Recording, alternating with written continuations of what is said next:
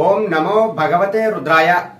స్థిరాస్తులు కొనుగోలు చేయాలి అంటే ఇప్పుడు నేను చెప్పబోయేటటువంటి ఈ శివ మంత్రాన్ని ప్రతిరోజు కూడా 108 సార్లు జపం చేసుకోవాలి.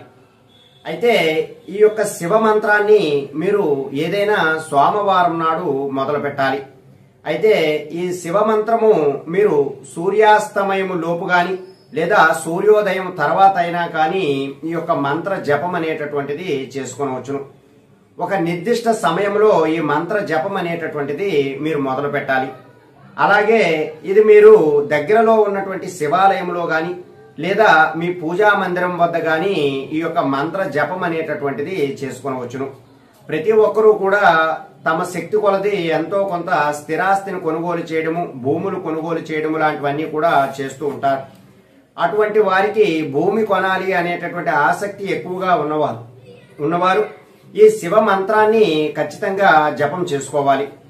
ఎందుకంటే శివుని ఆజ్ఞ లేనిదే చీమైనా కుట్టదు అంటారు. ఆ శివుడి యొక్క అనుగ్రహంతో మనము ఈ భూలాభాలు, భూ సంపద, స్థిరాస్తి కొనుగోలు చేయడం లాంటివన్నీ కూడా మనం చేయగలుగుతాం.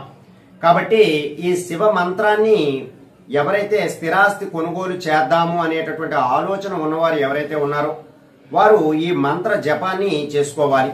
ఈ మంత్ర జపానికి ప్రత్యేకంగా రుద్రాక్ష జపమాలని ఉపయోగించాలి. అలాగే మీరు ప్రతిరోజు ఉదయం ఈ జపం ఆచరిస్తారు అంటే ఉదయం సమయంలోనైనా సరే జపం చేసుకునవచ్చును. లేదా సాయంత్రం ప్రదోషకాల సమయంలోనైనా ఈ జపం ఆచరిస్తాము అంటే ఈ జపం అప్పుడైనా సరే చేసుకునవచ్చును. ఈ మంత్ర జపముతో మీకు ఆ శివుని యొక్క అనుగ్రహంతో స్థిరాస్తి కొనుగోలు చేసేటటువంటి శక్తి అనేటటువంటిది లభిస్తుంది. మీరు దీనికి చక్కగా తూర్పు ముఖంగా కూర్చుని ఈ యొక్క మంత్ర జపం అనేటటువంటిది చేయాలి.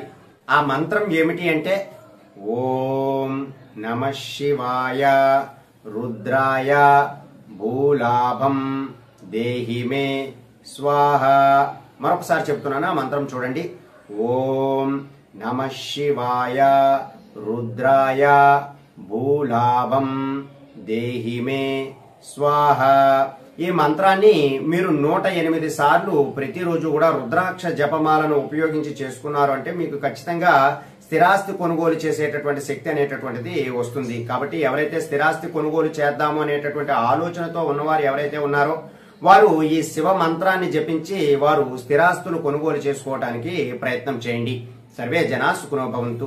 శుభం.